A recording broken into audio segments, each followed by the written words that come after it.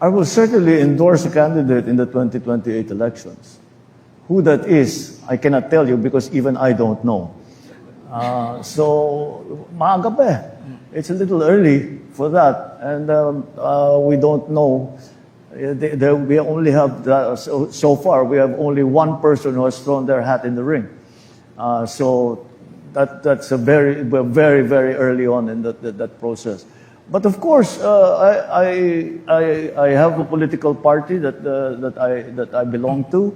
Though that political party, the PFP, is going to make its alliances with other parties, and how that ends up in terms of the actual joint candidate with other parties, or if not, our own candidate.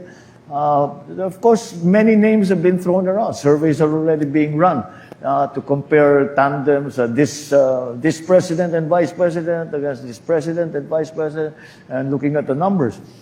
Well, they're interesting, but I don't know how useful they are, only because it's far too early. And there are so many political events that are still going to happen between now and that time. And so it's very hard for me for myself even, to make a decision now. I would say that if I decided now, it would be premature.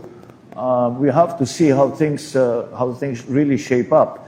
Sa ngayon, puro ano lang eh, puro haka-haka lang. Baka tatakbo si ganito, baka tatakbo si ganyan. And it's not, put it this way, I haven't sat down with anyone and said, do you want to run for president or not? No, we've not come anywhere near that. So the time will come though, the time will come. And we will provide, at least from a very partisan point of view, we will certainly provide the best candidate to the betterment of the lives of every Filipino. That we will choose the best possible candidate to continue what we have started and to bring even new and hopefully even better initiatives to the development of our country.